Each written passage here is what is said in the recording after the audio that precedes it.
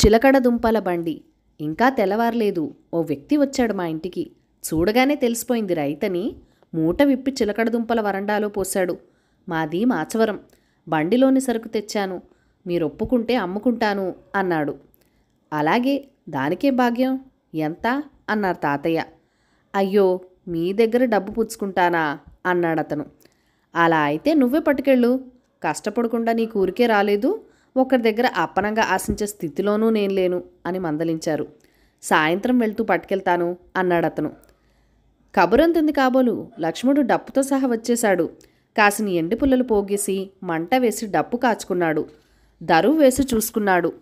కరణంగారు తెలియజేయనది ఏమనగా అంటుండగానే ఆపేశారు తాతయ్య. పొల్లం మీద అప్పో, ఎరువులు, విత్తనాలు అయితే నా పేరు చెప్పాలి గాని చిలకడ దుంపల బండికి కరణంగారు అనక్కర్లేదు అన్నారు.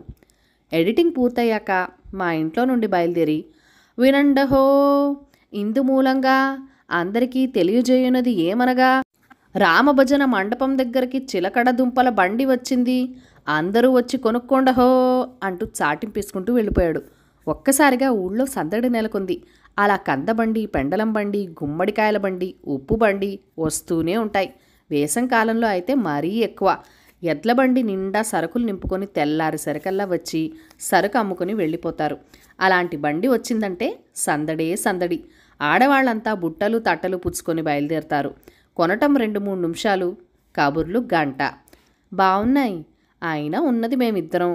పులుసుకి ఎలాగో 2 వీసులు చాలు అని ఒక ఆవిడంటే, అయ్యో పిన్ని, నీకు తెలీదా? చెక్కు తీసి కొబ్బరిలా తురిమి పచ్చడి చేసుకోవచ్చు, కమ్మగా ఉంటుంది.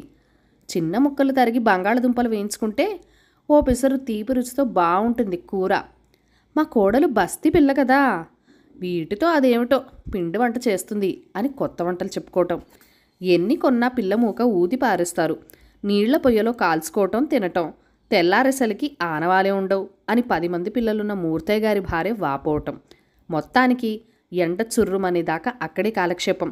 గుమ్మడికాయలు, పెండలం వంటి కొనుక్కొని పోని వంటల గురించి మాట్లాడుకున్నారు అనేందుకు లేదు. ఉప్పు బడ్డి వచ్చినా అంతసేపు అక్కడే వేలాడతారు. అదో సరదా.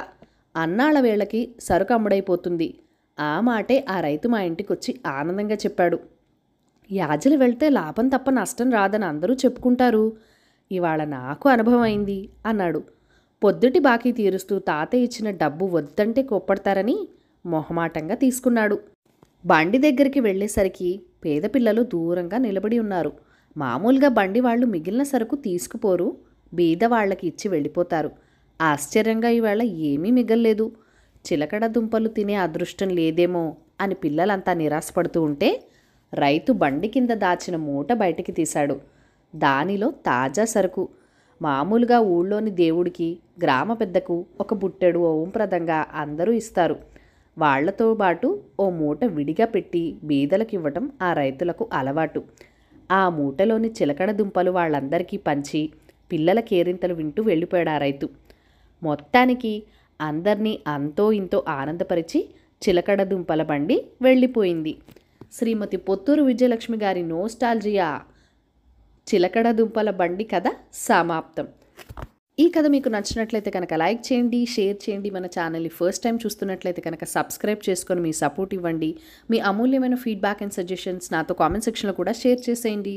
Thank you for watching. Bye bye.